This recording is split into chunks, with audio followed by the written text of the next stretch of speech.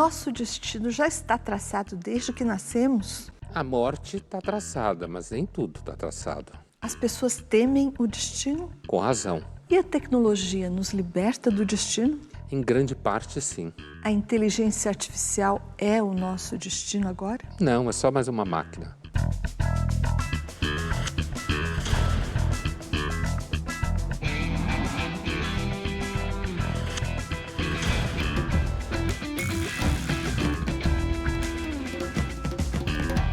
Estamos iniciando mais uma edição do Linhas Cruzadas, hoje para falar sobre destino.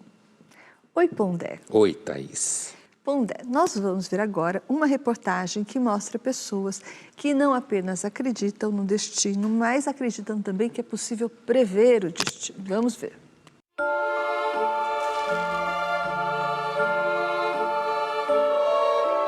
Acho que elas tentam lidar melhor com o destino, entender que algumas coisas são inevitáveis, sejam boas ou ruins, mas determinadas coisas têm uma tendência maior de que aconteçam, e elas saem daqui ou depois de consultar os astros, mais preparadas para lidar com esses desafios e também com essas oportunidades. Nós entendemos que há um fluxo natural da vida, a vida quer vida, a vida é pulsante e a vida te caminha para a morte, para a sua morte, para a finitude e para a completude. Mas do jeito que você vai viver essa jornada, existem forças e padrões sistêmicos, familiares e culturais que te forçam a olhar para um lado e não para o outro.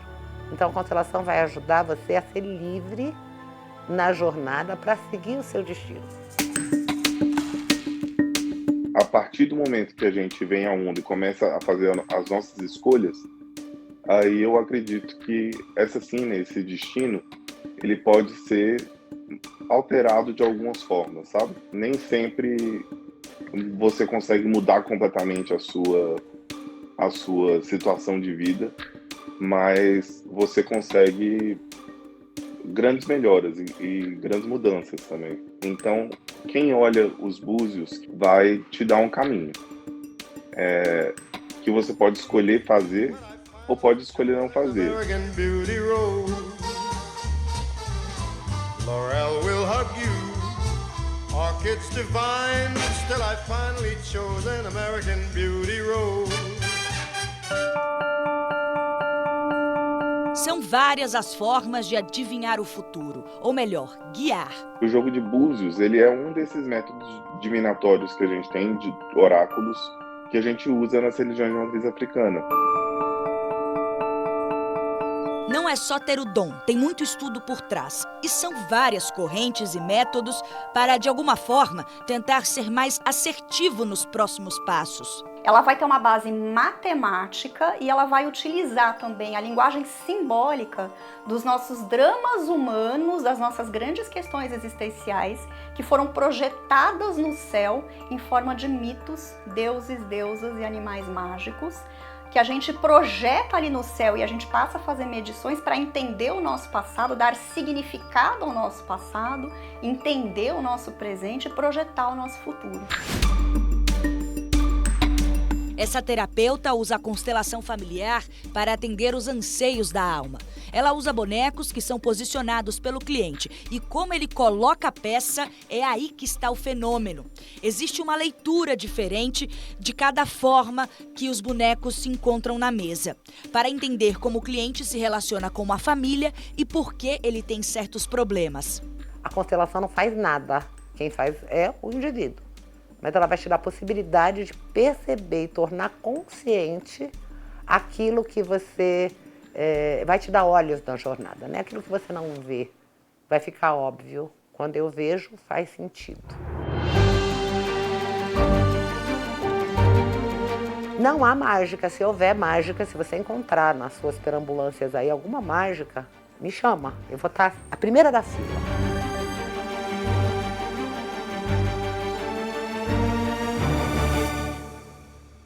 Pois, muito bem. Eu acho que uma primeira coisa que acho importante pontuar é que discutir destino não é a mesma coisa que discutir previsão do futuro, né? É claro que, como a reportagem mostra, você tem um cruzamento disso, porque nós, seres humanos, provavelmente desde a pré-história, precisamos de algum tipo de ferramenta para dar sentido, significado ao sofrimento, à iminente morte, às perdas de pessoas, ou de bens, ou seja lá o que for. Então, devido aqui, é impossível não lembrar do Freud, depois de ver essa reportagem, devido ao desamparo generalizado que significa a condição humana em vários níveis, apesar que os modernos acham que não são mais desamparados, de certa forma. Aqui, digamos assim, eu não sou, enquanto consumidor, não sou consumidor de nenhuma dessas ferramentas, mas eu entendo bem que algumas pessoas busquem certas coisas como essa, ou astrologia, ou constelação, ou candomblé, ou qualquer outro tipo de oráculo. Agora, não resta dúvida que não dá para provar que essas coisas não funcionam. E tem mais um fato, que às vezes algumas pessoas esquecem. Nem só de ciência vive o homem, né? E é claro que tem muita picaretagem nesse mundo das, digamos assim, das opções alternativas. Mas, ao mesmo tempo, eu tenho certeza que muitas pessoas se sentem, de alguma forma, amparadas quando profissionais desse tipo interpretam coisas que acontecem na vida de todo mundo. Por exemplo, uma viagem no trabalho, um sofrimento amoroso, uma possível traição, um adoecimento, um novo desafio, são elementos que acontecem na vida. Se, por exemplo, você vier até a mim, pensando como cético, se você vier até a mim e você é uma pessoa, por exemplo, já numa faixa etária, sei lá, acima de 50 anos, 60 anos, se você tiver sotaque, eu vou assumir que você é provavelmente um imigrante, talvez seu marido esteja doente, ou você esteja doente, ou você esteja com medo, de alguma infidelidade, ou você está com medo de alguma perda de patrimônio. Ou seja, tem coisas que são destino na vida de todo mundo e acontecem o tempo inteiro. E é claro que, como alguém que não acredita nessas coisas, é muito fácil levantar a suspeita e identificar que há truques de linguagem, situações hipotéticas, fala-se de coisas que sempre acontecem, mas eu não duvido que muitas dessas pessoas sejam honestas, acreditem no que elas fazem e muitas vezes ajuda pessoas que a ciência não pode mais ajudar. Você brincou que os modernos não acreditam mais em desamparo hoje. Que estejam desamparados, né? Dessa mesma forma, Pondé, você acha que também eles acreditam numa autonomia maior e que isso, de alguma forma, seja um equívoco? Porque, por exemplo, você falou logo no começo que existe um destino, sim, para todos os seres humanos, que é a morte. Mas existem outras limitações também, né? Limitações a essa autonomia a que você se referiu e na qual os modernos acreditam. Limitações biológicas, por exemplo, não é? E aí doenças, e daí envelhecimento, e daí a gente pode chamar isso de destino? De certa forma né? E assim, quando eu falei que nós modernos não acreditamos que estamos em desamparo, eu me referi exatamente a essa crença numa autonomia que a gente teria chegado pela técnica, pela ciência, pela gestão de problemas e tudo mais. Agora, eu posso entender, por exemplo, que uma vez tendo nascido numa determinada época, o momento histórico funciona para aquelas pessoas que ali vivem como um destino, entende? Quer dizer, se você viveu na primeira metade do século XX na Europa, com todas as instabilidades que a partir do final do XVIII foram acontecendo, que se aprofundaram no século XIX, todas as competições no colonialismo capitalista do século XIX, o surgimento da Revolução Industrial, o surgimento do capitalismo sistêmico, quer dizer, tem uma série de processos que aconteceram no século XIX, que quem estava ali, então, ia viver na primeira metade do XX, seguramente ia viver aquilo como destino. Por exemplo, nós aqui no Brasil temos vivido um destino que é o seguinte: ou ficar na mão do bolsonarismo babaca ou do petismo, que é um aproveitador. E não tem muita saída, é quase um destino para nós. Não no sentido que seria inevitável, mas no sentido de que, uma vez que a gente vive no Brasil hoje, até agora pelo menos, é um destino enfrentar a corrupção sistêmica, por exemplo, entende? Então não é destino no sentido, quando alguém fala, o destino está traçado, como os gregos acreditavam nas moiras, não nesse nível.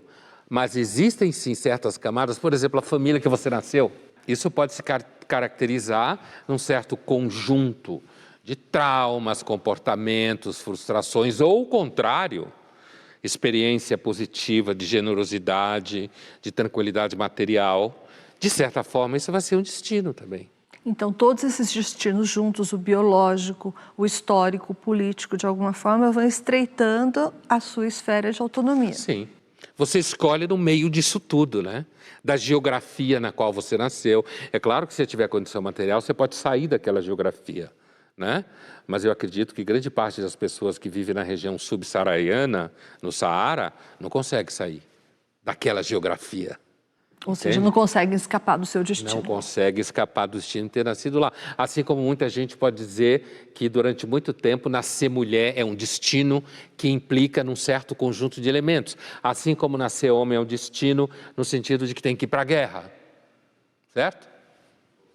A gente escolhe no meio disso aí. Destino do gênero, então. Vamos Aí no caso, acrescentar essa destino de lista. gênero, é isso aí. Linhas Cruzadas volta já já. E no próximo bloco nós vamos falar sobre as maldições familiares e também sobre como as tragédias gregas veem o destino.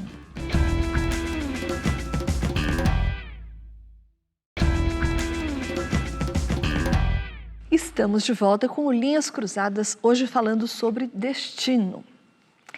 E Pondé, na China antiga, a forma mais extrema de punição para crimes capitais era a exterminação da família toda do acusado, né? Para cima e para baixo, ascendentes e descendentes, e também a família da esposa, caso o acusado tivesse uma.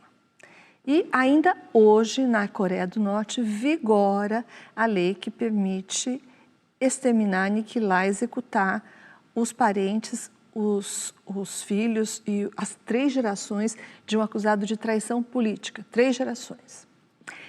Então, em formas menos extremas que essa, a herança familiar é também um destino? Do ponto de vista social, de contenção do comportamento, esse tipo de punição, né, ele faz com que os membros de uma família controlem uns aos outros. É mais ou menos como, não é assim, mas mais ou menos como durante a ocupação nazista, se você, por exemplo, escondia judeu em casa, a sua família inteira ia para o campo de concentração junto com o judeu. Então, não é a mesma coisa, mas tem o mesmo efeito de contenção de comportamento. Porque se eu sei que se a minha mulher cometeu um crime, eu, meus pais, os pais dela, meus filhos, vai todo mundo para o saco, é evidente que isso produz um certo processo de atenção e contenção um sobre o outro o tempo inteiro. Provavelmente, se tivesse algum jurista por detrás de uma prática como essa, ele provavelmente apontaria para isso, o efeito benéfico. Longe de dizer que isso é legal, né? Hoje a gente tem sempre que avisar, porque hoje tem muita gente que vê coisas e não entende nada. Então, assim, é claro que um processo como esse, o jurista diria, quando faz uma lei sempre acha que tem um efeito benéfico, de que isso seria benéfico para a sociedade, porque não seria só o Estado a conter você, a família inteira vai conter você. E talvez um outro elemento também seja a tentativa de você evitar a vingança, como no Japão feudal. Isso, claro. Maquiavel fala disso. A primeira geração, Claro. na segunda o ódio já dá uma baixada. Mate todo mundo, não deixe nem o cachorro vivo, né? Claro, porque como diz o Maquiavel, e no Japão também é assim, você falou? Também No tem? Japão feudal. Então. Porque senão o cara vem e se vinga de você. Agora, a ideia de uma herança familiar, isso não tem a dúvida, né? A herança enquanto tal material, mas, para além do óbvio, né, de você herdar patrimônio, a herança material pode ser uma herança material negativa, você herda dívida, como acontece com muita gente, acho que a maioria das pessoas que herdam alguma coisa, né? Você herda certos hábitos e costumes, né? Como diziam as avós, costume de casa vai à praça, né? E grande parte da psicologia, seja analítica, junguiana, seja psicanálise nos seus variados ramos, grande parte dela está fincada em teorias que sustentam uma herança familiar de alguma forma. Daí você nem chegou à herança genética, né? Que também... Bom, essa... É claro que alguém pode dizer, não, um dia, um momento, a técnica, a ciência vai conseguir fazer com que a gente resolva isso, mas a herança genética, ela é tão, assim, devastadora enquanto herança, principalmente quando ela se manifesta de forma, um fenótipo deletério, digamos assim, como uma doença, né? Alguma coisa assim que não é o tipo de herança que você desejaria. Aí não tem. O território biológico da vida, não é à toa que a moçadinha das humanas se revolta tanto contra isso, querendo dizer que é tudo construído. Adoro escutar gente que fala isso. É tudo sócio-construído, né? É claro que o território da biologia é um destino bastante forte sobre a vida de todos os seres vivos. A começar pelo fato de que todos os seres vivos são alimentos de outros seres vivos, inclusive nós. É um destino desgraçado esse. Continuando no tema do determinismo familiar, vamos ver agora uma cena baseada num dos contos mais famosos do escritor Edgar Allan Poe, A Queda da Casa de Usher. Esse conto foi adaptado para uma série da Netflix que mostra como a riqueza de uma família se transformou em uma herança maldita. Vamos assistir a uma cena. The Usher family under CEO Roderick Usher and COO Madeline Usher spent 4 decades growing Fortunato into one of the most profitable, powerful companies on the planet Earth. They've achieved this by doing awful things, flagrantly violating regulations, statutes, and the most fundamental ethics, and at the cost of people's lives. We will prove that Fortunato, as a matter of policy, engages in misleading marketing practices. It claims its products are safe and effective and destroys any evidence that they are not. Burns evidence, fabricates evidence, destroys, defiles, degrades, and defrauds. And the reason they aren't sweating, the reason their lead attorney and enforcer, Mr. Arthur Pym... Objection. Sustained. Their lead attorney, Mr. Arthur Pym, he's the one doing the crossword puzzle while I'm talking. They believe that people like them don't go to prison. Ladies and gentlemen, they're right. In 40 years, not one thing, not one indictment, not one charge. I've had trouble finding a speeding ticket. Not one consequence has stuck to Roderick Usher or Madeline Usher or anyone else in the family. Objection. Sustained. The house of Usher has weathered every storm, sling, and arrow and stands higher, stronger, and darker today than ever before. Eu sempre tenho a impressão, quando se faz uma coisa como essa, você pega o tema do mal na família Usher, você pega o tema do mal, né? Que se transforma no processo de gerações que produziram uma riqueza enorme e que os sobreviventes estão morrendo e que as plantas estão morrendo na casa, que as paredes estão morrendo, ou seja, que você tem uma passagem do conceito moral meramente humano para um plano da natureza enquanto tal, para um plano físico da construção enquanto tal, né?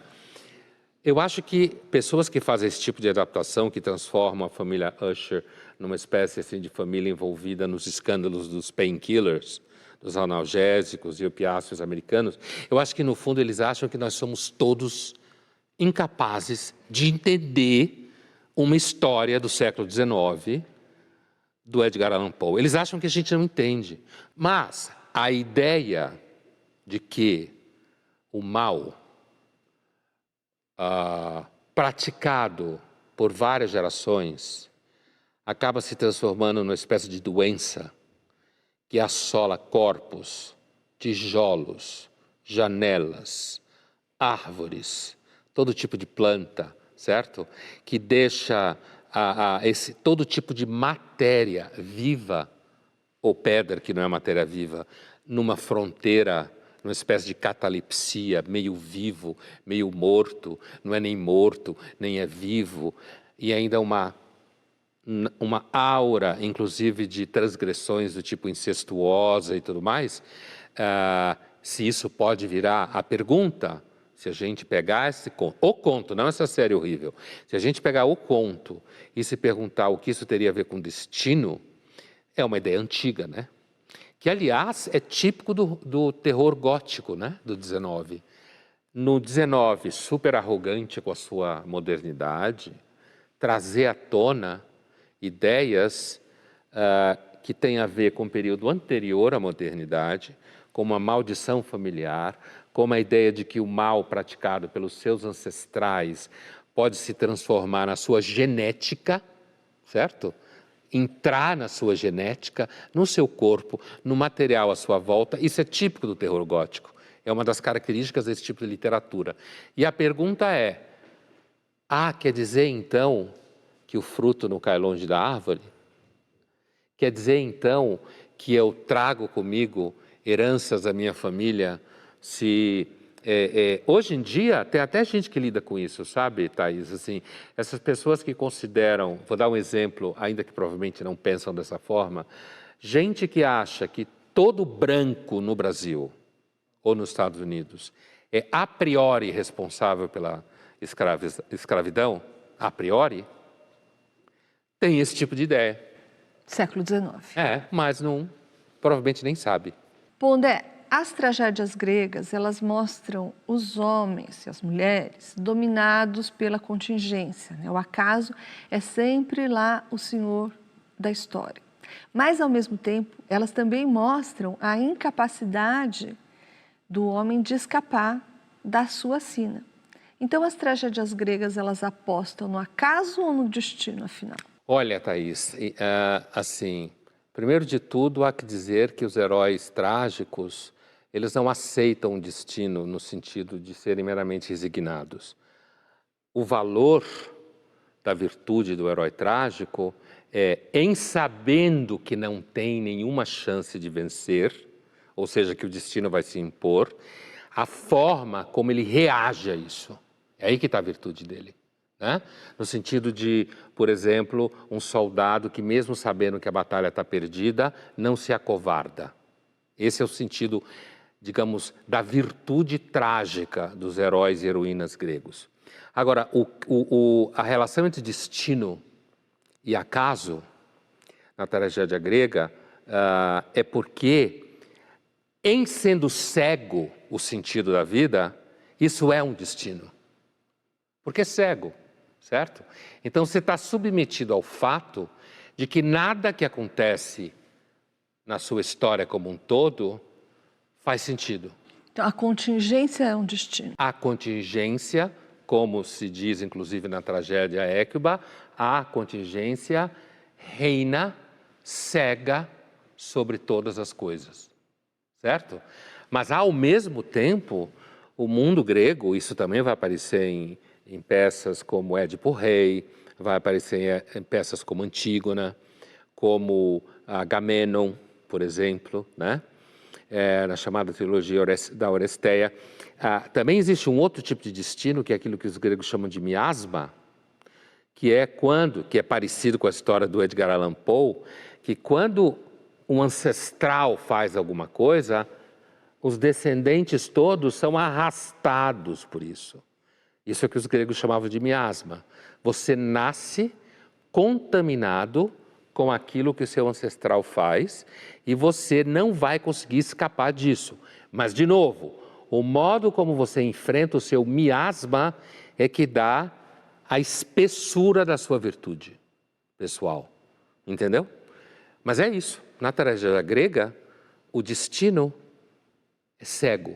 A cegueira é o destino. Linhas Cruzadas volta já já e no próximo bloco nós vamos falar sobre as promessas da modernidade. Será que um dia estaremos livres do nosso destino?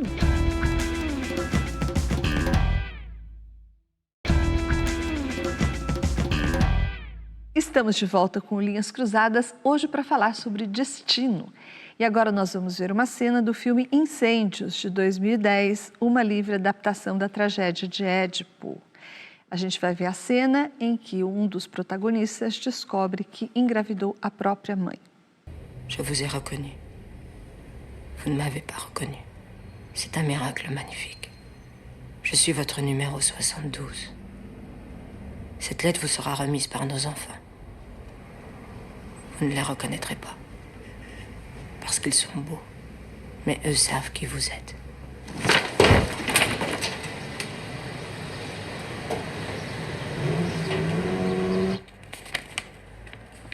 À travers eux, je veux vous dire que vous êtes encore vivant. Mais bientôt vous vous tairez. Je le sais. Car le silence est pour tous devant la vérité. Signé, la pute 72.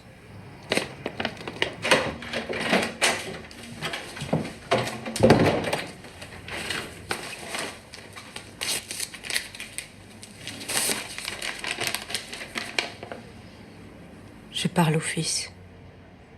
Je ne parle pas au bourreau. Quoi qu'il arrive, je t'aimerai toujours. C'est la promesse que je t'ai faite à ta naissance, mon fils. Quoi qu'il arrive, je t'aimerai toujours. Je t'ai cherché toute ma vie. Je t'ai trouvé. Toi, tu ne pouvais pas me reconnaître. Tu as ton tatouage sur le talon droit. Je l'ai vu. Je t'ai reconnu. Et je t'ai trouvé beau. Je te souffle toute la douceur du monde, mon amour. Console-toi. Parce que rien n'est plus beau que d'être ensemble. Tu es né de l'amour.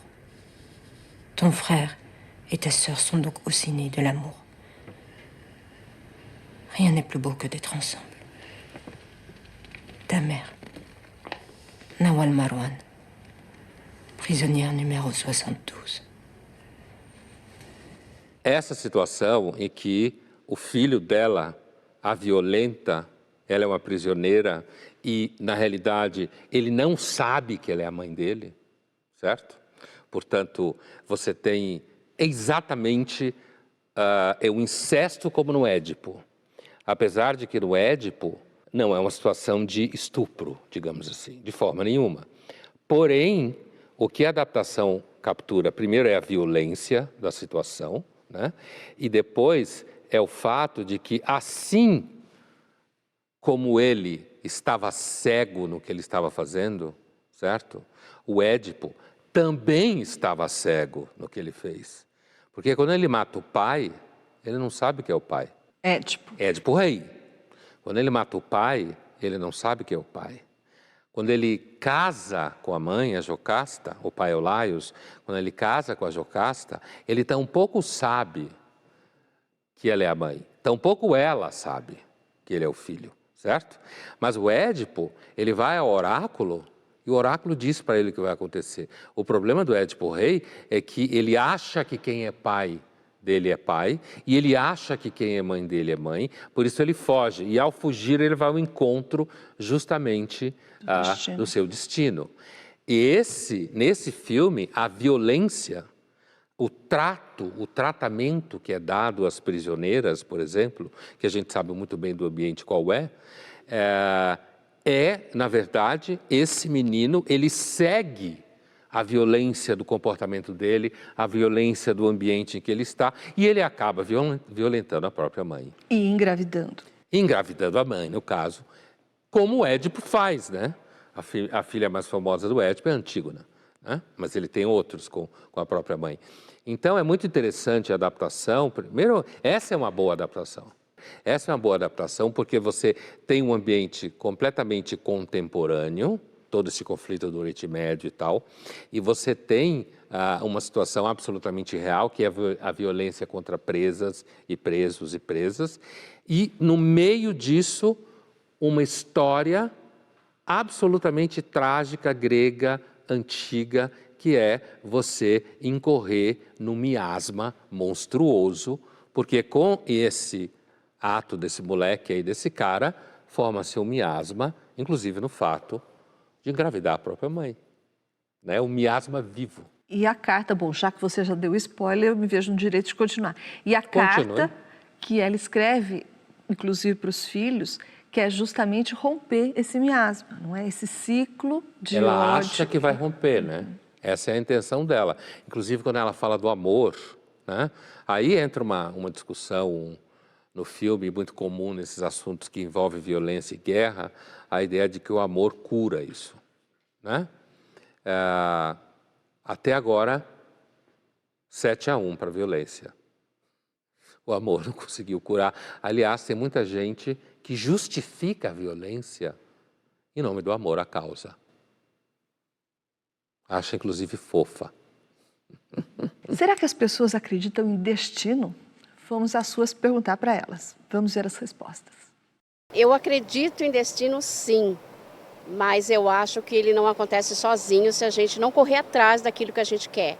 Tudo que, pelo menos que eu quero, que eu tenho que correr atrás. Eu acredito em destino até certo nível. Eu acredito que algumas pessoas nasceram, estão aqui para poder passar por algumas coisas. E essas coisas, elas vão ter que passar independente do que elas queiram ou não. Eu acho que eu acredito em destino, sim. Porque acontecem algumas coisas na nossa vida que a gente não entende muito porquê, não sabe como explicar. Então, eu prefiro acreditar que tudo acontece por um motivo, sim. Eu acredito no destino, eu sou muito de acreditar na astrologia e eu acho que o universo ele conspira muito quando você inventa algo, mentaliza e joga essa energia. Então, eu acredito que você conspira o seu destino, o que você acredita, você consegue alcançar. Eu acredito em destino. Acredito que quando a gente nasce, já tem meio que o nosso destino feito. Muitas coisas têm o livre-arbítrio para a gente poder saber sim o que vai, uma segunda opção, mas que com certeza Deus já traçou o nosso destino. Eu acredito, acho que cada um de nós tem um destino, porém eu não acredito que ele seja imutável. Eu acho que a gente pode sim fazer algumas coisas para mudar o nosso caminho, mas a gente tem sim um destino, um propósito e um caminho para seguir. Você vê que destino é um assunto que deixa todo mundo meio perdido, né? Primeiro porque há interpretações. A primeira entrevistada parece ter interpretado o destino no sentido positivo, né? Que é aquilo que você persegue, como uma espécie de propósito, como se fala, está na moda falar, né? Meta, né? E não é exatamente isso que a pergunta busca. É saber se a gente, de alguma forma, é dominado pelo destino ou se a gente tem autonomia. As respostas, pelo que eu lembro aqui, parecem todas irem no sentido de que alguma forma de destino existe. Tem um deles que dá uma resposta interessante, que assim, é um jeito da gente conseguir aceitar o que acontece com a gente. É achar que existe um destino, né? Porque isso é interessante como a ideia de que não seja, como a gente falava antes, a contingência cega que reina sobre as coisas, como essa ideia é tão horrível, que parece ser melhor acreditar que mesmo coisas ruins que acontecem por um motivo. Baseadas num script. Baseada no script de alguém que sabe, de alguma forma, o que está fazendo. Inclusive, você pode nascer com um destino, nascer com uma missão, nascer para pagar um tipo de karma, né? Ainda que uma das entrevistadas tenha introduzido a ideia do livre-arbítrio no meio, que é sempre onde as pessoas se enrolam. Ah, você acredita em destino? Acredito. E o livre-arbítrio? E isso é uma coisa que quem está debatendo, por exemplo, espiritismo, kardecismo, e mistura com karma e não sei o quê, fica aquela coisa. O destino determinado pelo que você fez antes e, ao mesmo tempo, o livre-arbítrio no meio para você fazer escolhas, né? Na realidade, essa discussão é muito grande para nós. A gente não aguenta essa discussão. Cognitivamente, ela é muito grande. Vamos agora para o nosso jogo rápido. Pondé, de qual destino você gostaria de escapar? Olha, eu não costumo pensar muito nesse negócio de destino, não, viu? Assim, primeiro eu tendo a concordar com os gregos em quase tudo. Acho que a contingência cega reina sobre as coisas. Mas eu gostaria de escapar de um destino que eu citei há pouco. Eu gostaria de escapar do destino de viver no momento histórico do Brasil em que eu sou esmagado entre o bolsonarismo, ou qualquer lixo igual, e o petismo, que é uma praga da qual a gente não se liberta. Pergunta romântica para você, Thaís. Você acredita que uma pessoa pode ser o destino da outra? Bem romântica. A gente tinha falado lá da China e do Japão, e tem essa lenda, que é de origem chinesa, mas é japonesa, que fala que as pessoas estão ligadas, as pessoas predestinadas uma outra estão ligadas por um fio vermelho e invisível. E que aconteça o que acontecer, esse fio pode embolar, emaranhar, mas ele nunca vai se romper e uma hora ele vai juntar as duas pontas. É uma ideia muito bonita, né? Uma lenda bonita, bem romântica, mas eu não acredito não, Pondé. Então, nesse assunto você não é romântica? Não, eu gostaria de ser porque eu acho bonito, mas eu acho que é uma tremenda sorte você achar uma pessoa compatível, né? Entre, sei lá, 8 bilhões, né? E é uma tremenda sorte que não é para todos, né? Então isso é outro sinal de que esse negócio de fio vermelho não existe, não. Falando sobre destino coletivo, qual foi, na sua opinião, o fator histórico que aconteceu aí nos últimos séculos que mais determinou o futuro coletivo? Da humanidade como da um humanidade ou de parte da humanidade? Eu acho que o surgimento da Revolução Industrial, sem dúvida, né? Está diretamente ligado à emergência do capitalismo na Europa. Eu entendo que a conjunção entre esses dois elementos históricos, fatos históricos, sem dúvida nenhuma, impacta a nossa vida até hoje. Thaís, existe um destino típico de mulher? Eu acho que existe, do ponto de vista biológico, a reprodução. Mas tem outros destinos de natureza cultural, por exemplo. Cuidar, me parece ser um destino da mulher, né? Em muitas culturas, não só no Ocidente, mas no Oriente, sobretudo. Claro que isso não serve para uma pequena bolha aqui do Leblon, né? Mas cuidar me parece ser um destino ainda da mulher. Cuidar do filho, cuidar do pai, cuidar dos irmãos mais velhos, depois que eles envelhecem, sobra sempre para a mulher, não é? Acho que sim. Linhas Cruzadas volta já já e no próximo bloco nós falaremos sobre os destinos dos quais nós, contemporâneos, não conseguimos escapar.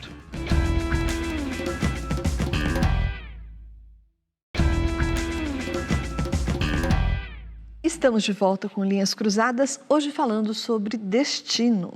Pondé, os gregos antigos achavam que nós estamos sujeitos às vontades dos deuses, mas a modernidade defende que os homens agora são mais livres para fazer o que bem entendem, menos limitados.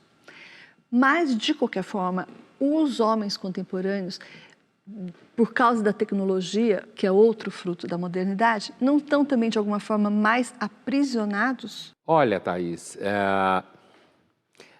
esse comparativo clássico entre a Antiguidade, Idade Média, não sei o quê, a Era Moderna, em que lá a gente não era livre e aqui a gente é livre, é um comparativo que é muito mais complicado do que parece, porque...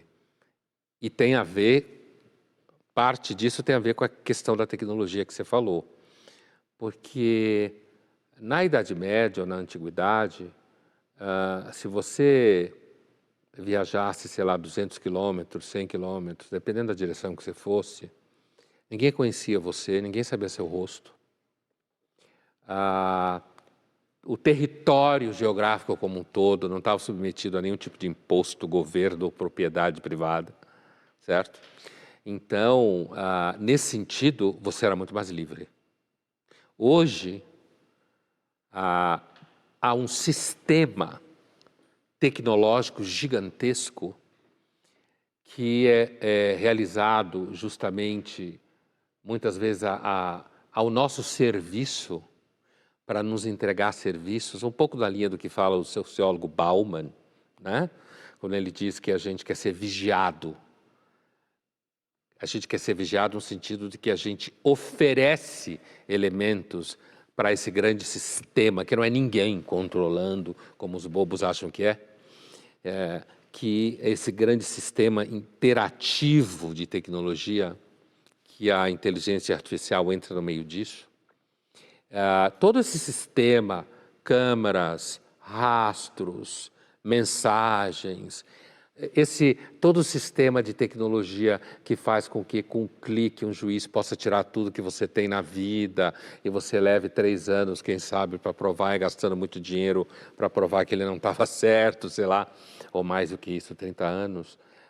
Então, esse universo tecnológico, e a tecnologia é sempre pensada como uma ferramenta para resolver problemas pessoais e coletivos, ele também se constitui numa forma de destino, ou para quem vive hoje, eu quero dizer.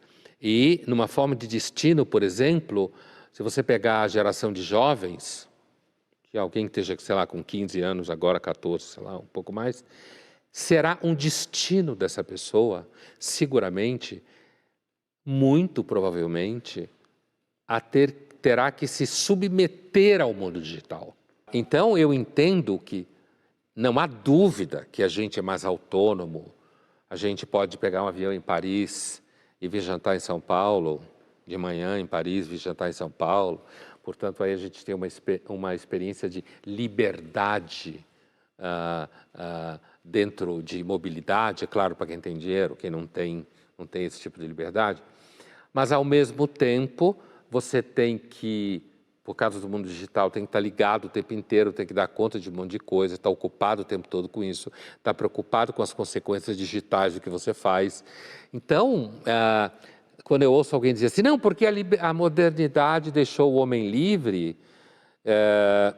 eu diria, naquelas, né? Mas mais ou menos livre, o que parece é que trata-se de um destino inescapável, esse destino histórico, por exemplo. Né? Isso mesmo, quer dizer, eu falava antes do destino histórico, do momento que você vive e tal, mas, por exemplo, você hoje dizer que você será uma pessoa desconectada, você só poderá ser uma pessoa desconectada se você tiver alguns elementos materiais a priori. Portanto, esse destino histórico ao qual me referia, né, se materializa de uma forma tal, por exemplo, alguém que queira viver de forma desconectada, né? Não essas bobagens do dia da desconexão que o marketing inventa, que todo mundo fica brincando de livre, né? Ela tem que ter certas condições materiais a priori para conseguir viver assim. Então, quando alguém festeja ou diz que eu sou assim, eu sou livre, não sei o quê, provavelmente é uma situação muito específica que essa pessoa vive, que dá a ela a possibilidade de ser desconectado. Por isso que eu falei que a maioria esmagadora dos jovens, cada vez mais jovens que forem nascendo, a não ser que o mundo passe por uma catástrofe, será cada vez mais submetida ao mundo digital. Vamos ouvir o depoimento de Sebastião Cândido Bueno, ele que é ecólogo e vive sem celular. Então, não é fácil porque você fica limitado, tem certas coisas que hoje praticamente você nem consegue fazer, mas dá para viver sem essa tecnologia, principalmente no interior. E se dá para fugir, não digo fugir, mas assim, não ficar dependente dela, dá para viver, sobreviver sem ela. Eu acho, Thaís, que a possibilidade de você ser livre com relação a celular ou qualquer tecnologia digital hoje, se você for uma pessoa razoável, certo? Se estiver envolvida na cadeia produtiva, entende? Não se você tiver um quadro sindrômico, tá? Então, assim, que ele põe ao lado disso, a única possibilidade de você viver dessa forma que ele descreve hoje é se a forma através da qual você ganha dinheiro e sobrevive não é dependente dessa tecnologia. Eu não vejo nenhuma outra forma. Por isso que, como eu dizia antes, eu não vejo pessoas que se dão como exemplo de pessoas que vivem sem celular ou alguma coisa semelhante, como exemplo de pessoas que necessariamente estão tendo um ato heróico de autonomia, certo? Por quê? Porque a possibilidade de você viver, por exemplo, sem redes sociais, como é mais amplo do que sem celular, né? Ou a possibilidade de você não usar celular ou qualquer outra coisa semelhante, ou e-mails, só é possível se o seu método de sobrevivência não depender disso. Por isso que eu dizia que me parece que os jovens serão cada vez mais submetidos a isso. Porque à medida que esse sistema cresce, fica cada vez mais difícil algum caminho de sobrevivência que não seja atravessado por isso. Entendeu? Se for atravessado, ou você vai estar usando, ou alguém estará usando por você. E se alguém estiver usando por você um celular ou o que for, que é importante para a sua sobrevivência financeira, você será dependente dessa pessoa e terá que ter um nível de confiança gigantesca nessa pessoa. Então, não é um exemplo de você ser livre desse destino. É o exemplo de você estar numa situação específica em que a forma em que a tecnologia se manifesta como destino, a saber, ferramenta essencial para a sobrevivência, não é o caso dele. Vamos ver agora uma cena do filme Eu, Robô, de 2004, com Will Smith. Será que o nosso destino, a partir de agora, vai ser lutar contra os robôs? Detective, the room was security locked. No one came or went. You saw that yourself. Doesn't that mean this has to be suicide? Yep. Unless the killer's still in here. You're joking, right? This is ridiculous. Yeah, I know. The 3 laws, your perfect circle of protection. A robot cannot harm a human being. The first law of robotics. Yeah, I know. I've seen your commercials. But doesn't the second law state that a robot has to obey any order given by a human being? What if it was given an order to kill? Impossible. It would conflict with the first law. Right, but the third law states that a robot can defend itself. Yes, but only when that action does not conflict with the first or second laws. You know what they say? Laws are made to be broken. No, not these laws. They're hardwired into every robot. A robot can no more commit murder than a human could walk on water. Well, you know, there was this one guy a long time ago.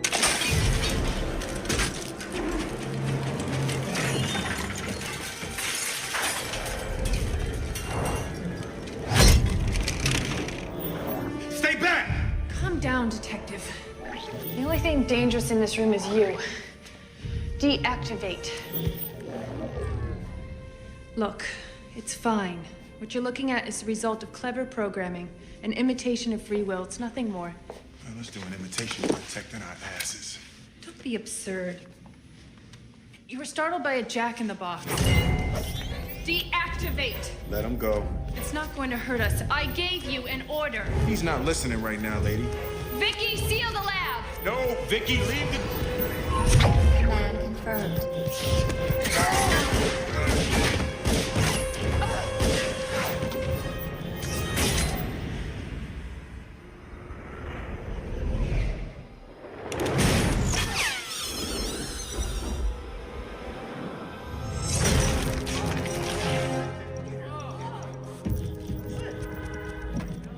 Bom, isso já é um clássico, né? Essa ideia distópica que nós vamos fabricar robôs e depois eles vão se revoltar contra nós e tal. Agora também com inteligência artificial e não sei o quê. E, na realidade, eu vejo assim de cara 2 exemplos de destino tipicamente humano nesse filme e nessa temática, que chega até a inteligência artificial hoje. A primeira que eu diria é representada pela personagem feminina no filme, essa crença absolutamente infantil de que os seres humanos estão sempre protegidos por algum tipo de lei, né? Mesmo que seja a lei da física, que ela, uma lei científica, digamos assim, né? Aparece nela claramente esse tipo de crença infantil ingênua que o policial representa a crítica dessa crença no filme. O segundo tipo de crença, eu acho que isso é um tipo de destino de muita gente ingênua, acreditar nessas leis, sabe? Não necessariamente mulheres. Nada a ver com ser mulher, que no filme é uma personagem feminina, mas tanto faz. Essa ideia e não entender que normalmente, principalmente em países como o Brasil, a lei é só para os inimigos, nunca para os amigos. E o segundo destino que eu acho típico nessa temática é essa contínua criação humana de distopias artificiais. De que os robôs vão acabar com a gente, tipo o Exterminador do Futuro, que a inteligência artificial vai acabar com a gente e que vai nos transformar em escravos e não sei o quê. Então, eu tenho a impressão assim que não há dúvida que um destino da espécie humana é estar constantemente atormentada ou pelas suas ingenuidades ou pelos seus terrores. Linhas Cruzadas fica por aqui, mas na semana que vem a gente está de volta.